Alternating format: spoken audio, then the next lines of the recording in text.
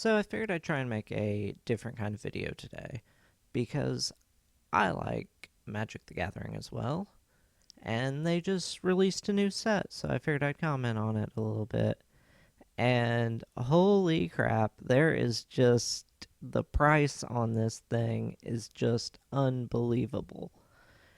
I've heard it's because of the lack of supply, and it's just utterly ridiculous that a new product would release and it's almost what, $300 a box, 270 to 80 on eBay. Buy it now, right now. And from what I've heard, there's no more coming. This is it. Like, you either get it now or you just don't get it, or you wait a while, and then most likely these prices are going to go 320, 350, who knows. These Magic the Gathering box prices have just been insane lately. Things just keep going up. That's kind of the nature of it, but not at some of these rates. Like, I think it is Core 2020 or something like that, that's gone up just a ridiculous amount, as well as the War of the Spark boxes are at like 150 or something crazy like that.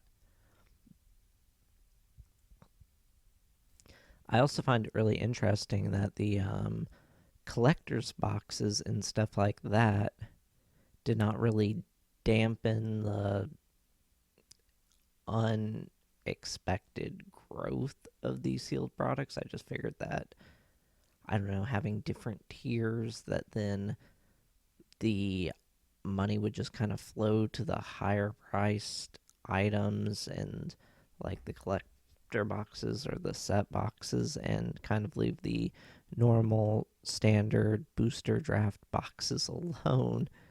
And that would just kind of be for all of us regular normal people to buy and be able to have more than 9 months or whatever to actually be able to get it. But then on top of that, they just keep on going for new product after new product, just a continuous cycle of pumping and dumping, just more and more stuff on the market.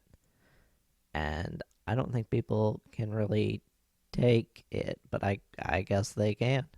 Now, previously, I was thinking about getting this when I thought this might be like a normal kind of $100 box of cards, and not an insane $300 at that point. You might as well, I think, what you can get like Commander Legends, like collector box at that price, because this is just insane. And at these kind of prices, I'd much rather hold out for Modern Horizons 2 and have a chance at getting some fetch lands, or at the very least, once that has been announced or whatever, released, buy the singles and just buy the fetch lands, because they won't be $70 a piece anymore. If anything, they're going to crash down so hard they'll actually be affordable because of Zendikar Rising. That limited release that everybody said would have virtually no effect on the price of fetch lands because there were so few being reprinted. But lo and behold, the prices dropped dramatically from that. I feel like it went down about more than cut in half, definitely on some of the fetch lands. Then there was also that secret layer of the fetch lands that was like $250, but I don't think that had any actual effect because nobody's going to pay $250 for whatever it was, 10 cards. I think it was all 10 fetch lands. I hope it was. It probably wasn't. And actually, play with those. That's just not gonna happen. Now there are also some reprints in this set that I guess that's cool. I mean, whatever. Tarmogoyf being one of them, but I feel like there's just been so many reprints of Tarmogoyf, or people just talk about him a lot because I guess they loved him. I don't know. I never played with him because I didn't really start Magic the Gathering until Dominaria, which was the first set that I really got into, and I had played it a little bit before then, and then a very little bit as a kid, way back in the day, and then my cousin tried to teach me it, but I don't know, I was so young back then, and it was the whatever late 99 or something like that, and he was impatient with me, and I didn't know what I was doing. I was a kid. It looked fun. I had Pokemon cards though, and I didn't really know how to play Pokemon. So I just couldn't get behind it. And also buying Pokemon cards. I remember back in the day seeing people going into the shop buying Magic the Gathering and being like, holy hell, this shit's expensive. You just paid $250 for a box of Magic cards. And this is the late 90s. A box of Pokemon cards was probably retail like $120 maybe in the shop. Maybe. And then this guy's throwing down over double that. And also, the shopkeeper was very unhelpful. When I wanted to buy a pack of cards, I was trying to buy unglued. He wanted to sell me anything but that, basically, and I get it. He was like, you can't play with these cards. And yeah, you can't, but I didn't know. I didn't know any difference. I had like $2 and they were selling the packs for like $1.75 or something. They were just trying to dump it and get rid of it. But I don't know, I just wanted to try it out. Now, in retrospect, yes, it was a horrible set to buy. He was right, but I didn't have any more money. When I got it home and I opened it, I kind of looked at the cards and was like, oh, this is neat. How the hell do you play this, though? This doesn't make any damn sense. Also, I'd like to point out that my favorite set of recent times is actually Core 2021. I think that was just a really good set. And you have a lot of really good cards in there, like Ugin.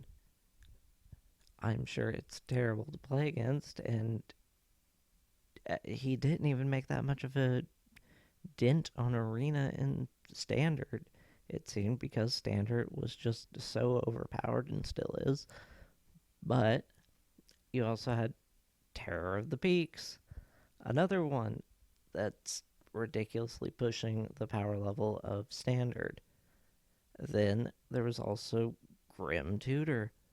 That was something stupid, wasn't it? Like a $75 card before this reprint, and it's still holding up at like $15.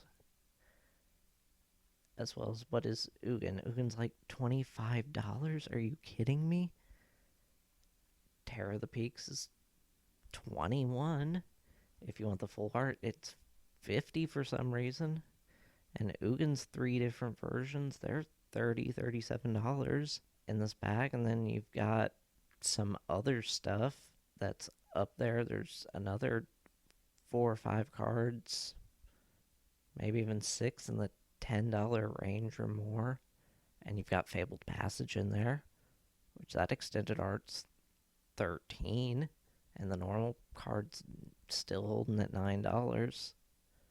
And you've got your like 8 different versions of Teferi. Everyone loves to play against him. Oh yeah, and they reprinted Baneslayer Angel.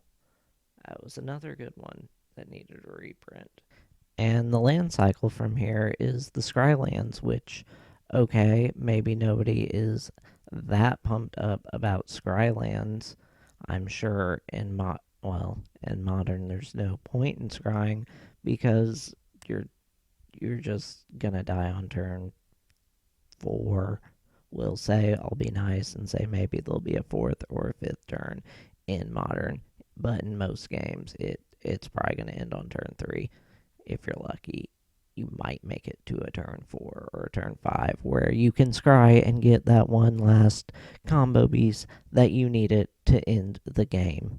Also, I can only imagine what it's like to play Modern because I don't really play Modern in a, I don't know, competitive point of view. I have a few Modern decks, but they all cost under $50 and some of them way under like 10. So it's not it's not these overpowered crap that's just going to end the game because I played enough historic to just kind of see how that would go, and that's just like last 12 sets or something like that, last 2 or 3 years, however, maybe 4 or 5 if you want to include it with the Kaladesh Namanket remastered. But that stuff, it's horrible actually playing that. It was kind of fun for a bit before they put that stuff in there and those historic packs. And now you just can't even kind of play your standard deck you remember playing from like War of the Spark era and just be like, oh, I got a few new things. No, that's terrible. You're going to get destroyed. Even in Bronze tier, it doesn't matter. You're done. Game's over by turn 3, and I hope you had fun. Not to mention, you can barely even play Arena anymore with how the client's been acting, and you can't even place a damn card on the field anymore, and half the games just end in either you or your opponent forfeiting because neither one of you, or at least one of you, can't play the game. Also, before this just turns into a whole ranting video, I do like the flip lands. I think they're the next best thing to just the OG dual lands. I mean, come on, how many times are you really going to be like, oh no, I picked the forest side, but now I need an island. Oh no. Like, come on, really, you should have 3 lands in your opening hand. And if you can't decide with those 3 lands what your colors should be, you're either playing some crazy 4 or 5 color deck, or you're just making mistakes. I don't know what else to tell you. I've never had a time when I picked the wrong side because you have you should have all your options there. You should have a basic land, 2 basic lands, and a flip land, and then you just play the side that's not one of your basic lands. It's not that hard unless you got like 2 islands and you got like a mountain swamp and you don't know which one to play yet. But still, the other cards in your hand will kind of tell you which one you should play.